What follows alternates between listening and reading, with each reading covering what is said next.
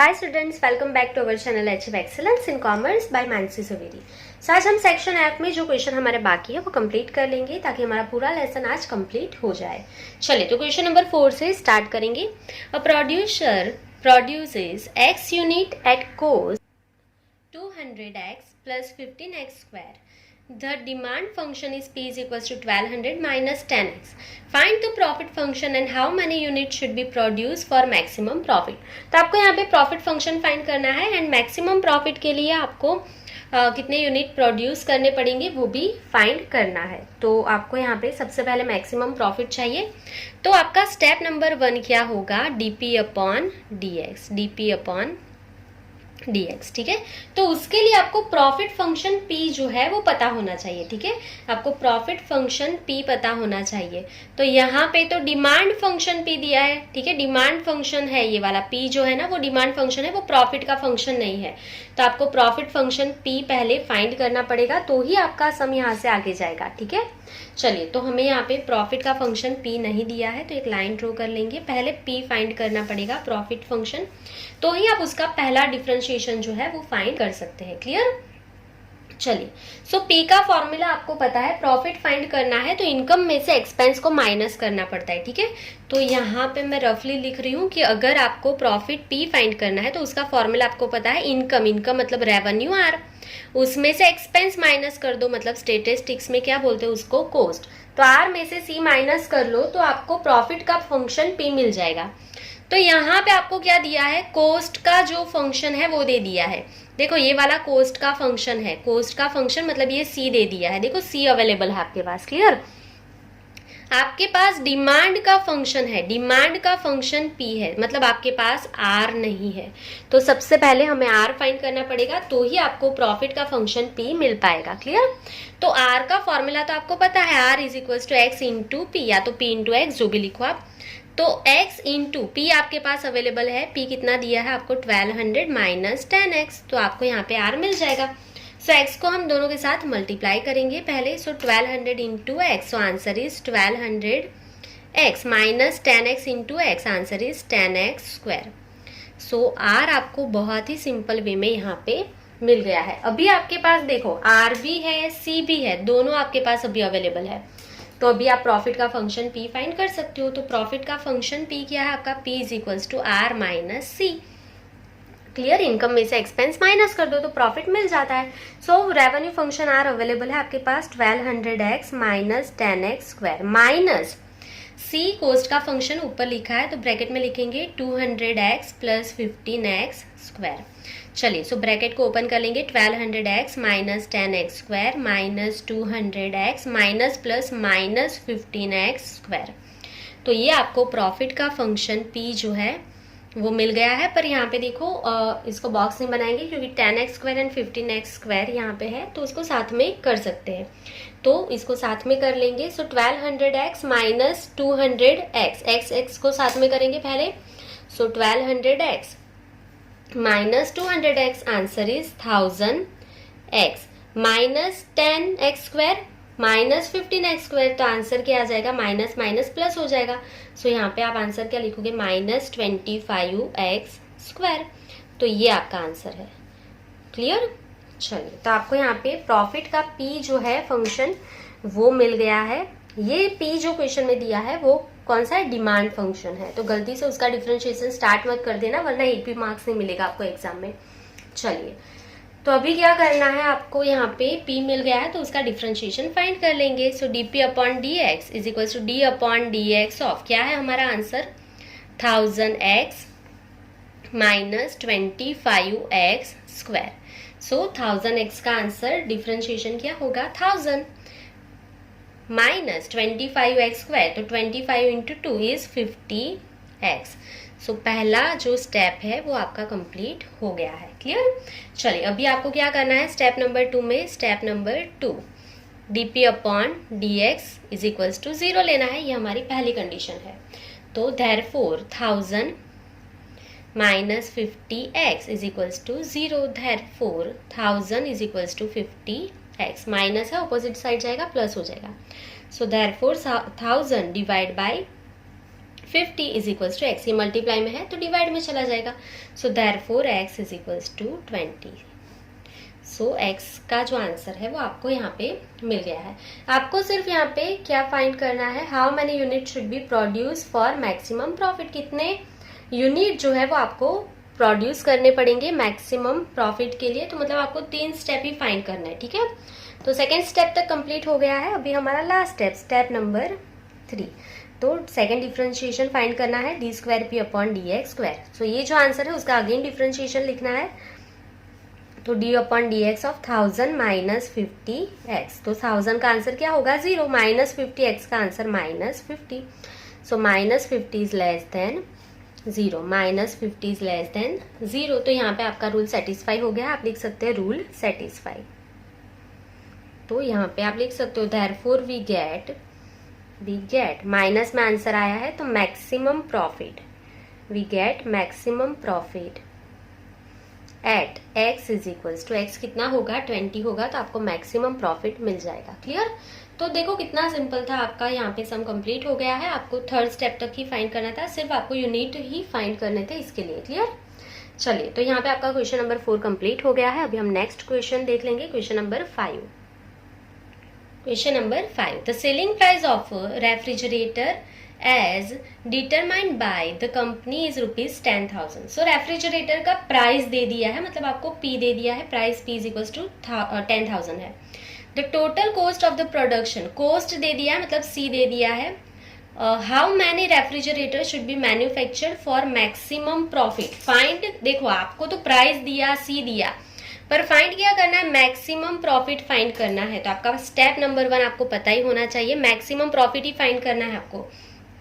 Clear. तो step number 1 आपका क्या होगा, डीपी अपॉन डीएक्स। तो उसके लिए आपको प्रॉफिट का फंक्शन पी चाहिए। तो अगेन आपके पास पूरे सम में प्रॉफिट का फंक्शन पी तो है ही नहीं, आपके पास प्राइस है, कॉस्ट है, पर आपके पास प्रॉफिट का फंक्शन पी नहीं है। तो हमें यहाँ पे फाइंड करना है। तो अगेन यहाँ पे आपको एक लाइन ड्रॉ कर लेना है।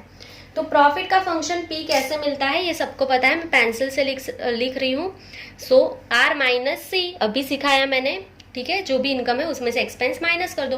तो कॉस्ट का फंक्शन सी अवेलेबल है, सी आपके पास ऑलरेडी है, आपके पास आर नहीं है ये वाले सम में, उसके जगह पे आपको प्राइस पी दे दिया है। तो आर का फॉर्मूला आपको आता है, आर फाइंड कर लेंगे पहले, R is equals to P into X.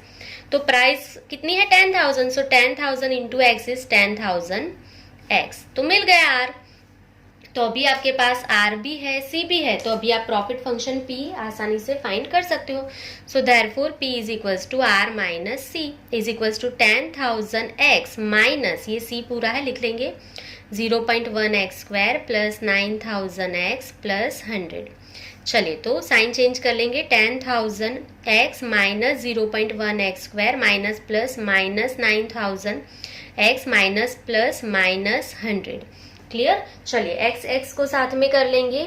तो यहाँ पे देखो 10,000 एक्स है और यहाँ पे 9,000 एक्स है। तो इसको सॉल्व कर लेंगे तो आंसर क्या मिलेगा, यहाँ पे आपको is equals to 10,000 minus 9,000, answer is 1,000 X minus 0.1 X square, क्या रह गया माइनस 100। तो ये आपको P मिल गया, प्रॉफिट का फंक्शन P मिल गया आपको। तो प्रॉफिट का फंक्शन P आपके पास है तो ही आप पहला स्टेप फाइंड कर सकते हो। तो अब इसका डिफरेंशिएशन कर लेंगे simply. So d upon D X of 1000 x minus 0.1 X square minus 100, इसका डिफरेंशिएशन फाइंड करना है। सो 1000 एक्स का आंसर क्या होगा 1000 minus 0.1 X square, 0.1 into 2 is 0.2 x minus 100 का क्या हो जाएगा 0। So answer is 1000 minus 0.2 x, 1000 minus 0.2 x. Clear. तो स्टेप नंबर 1 यहाँ पे कंप्लीट हो गया है। अभी हम स्टेप नंबर 2 फाइंड कर लेंगे। तो स्टेप नंबर 2 के लिए dp upon dx is equals to क्या होगा 0। So therefore 1000 minus 0.2 X is equals to 0। Therefore 1000 is equals to 0.2 X. Therefore 1000 ये मल्टीप्लाई में है, डिवाइड में ले लेंगे, 0.2 is equals to X. So therefore X की वैल्यू आपको यहाँ पे मिल जाएगी, X is equals to 1000 divide by 0.2, answer क्या आएगा 5000। सो एक्स की वैल्यू आपको मिल गई है 5000। तो सेकेंड स्टेप आपका कंप्लीट हो गया है। आपको कितने यूनिट का प्रोडक्शन करना पड़ेगा मैक्सिमम प्रॉफिट के लिए, ये पूछा है, मतलब स्टेप नंबर 3 फाइंड करना है। तो स्टेप नंबर 3 क्या होगा आपका, d2p/dx²। ठीक है, तो सेकंड डिफरेंशिएशन फाइंड कर लेंगे। अभी ये जो हमारा पहला डिफरेंशिएशन आया है उसका अगेन डिफरेंशिएशन करेंगे। सो d/dx ऑफ 1000 - 0.2x। क्लियर। चलिए, तो इसका आंसर क्या आएगा, 1000 - 2x। तो 1000 का आंसर क्या हो जाएगा आपका 0, एंड -0.2x का आंसर क्या आएगा -0.2।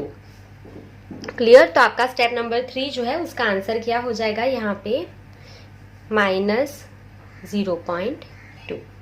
सो -0.2 इज लेस देन 0। तो आपकी जो कंडीशन है वो यहाँ पे कंप्लीट हो गई है। तो आपका यहाँ पे सम कंप्लीट हो गया है। Clear.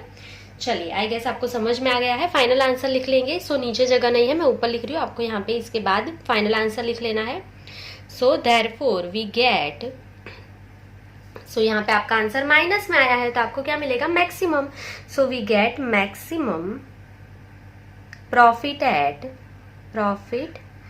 Eight x is equals to 5000। ठीक है। सो x अगर आपका 5000 है तो आपको मैक्सिमम प्रॉफिट मिलेगा। क्लियर। तो ये आपका फाइनल आंसर है। चलिए, अभी नेक्स्ट क्वेश्चन पे जाएंगे। Question number 6। A toy is sold at ₹20। Total cost of producing x such toy is c is equals to 1000 plus 16.5x plus 0.001x² rupees. How many toys should be produced for maximum profit? तो maximum profit आपको find करना है। ठीक है। तो आपका step number 1 क्या होगा, step number 1 dp/dx। Maximum profit के लिए आपको प्रॉफिट फंक्शन p चाहिए। तो क्वेश्चन में आपको दिया क्या है, बहुत अच्छे से देखो, क्वेश्चन जो है उसमें आपको c दिया है, कॉस्ट का फंक्शन c दिया है ना। ठीक है। तो c अवेलेबल है आपके पास और आपके पास प्राइस अवेलेबल है, कॉस्ट का फंक्शन c अवेलेबल है, और टॉय जो है वो 20 रुपीज में सोल्ड हो रहा है, मतलब उसका प्राइस जो है वो 20 रुपीज है। तो आपको प्रॉफिट फंक्शन p चाहिए। तो मैंने आपको इसी वीडियो में बहुत बार बोला है, अभी हर एक समय ये फॉर्मूला यूज किया है हमने कि अगर आपको प्रॉफिट फाइंड करना है तो p का फॉर्मूला क्या है, r माइनस c। तो ये वाले सम में भी c अवेलेबल है पर r अवेलेबल नहीं है, तो r फाइंड करना पड़ेगा यहाँ पे। इसके लिए यहाँ पे एक लाइन ड्रॉ कर लेंगे। चलिए, तो पहले r फाइंड करना पड़ेगा। r is equals to p into X, ये हमारा फॉर्मूला है। तो प्राइस अवेलेबल है हमारे पास 20 rupees, so 20 into X is 20x। तो r हमें यहाँ पे मिल गया, बहुत ही सिंपल था। अब हमें प्रॉफिट फंक्शन p फाइंड करना है, तो p is equals to r minus c। तो r हमारे पास अवेलेबल है 20x माइनस c हमारे पास अवेलेबल है function 1000 plus 16.5x plus 0.001x²। Clear. चलिए, तो सिर्फ यहाँ पे हम साइन चेंज कर देंगे। So is equals to 20x minus 1000 minus plus यहाँ पे minus 16.5x minus plus minus 0.001x²। Clear. चलिए, तो यहाँ पे x को साथ में करना है, x एंड x। ठीक है, दो यहाँ पे आप देख सकते हैं।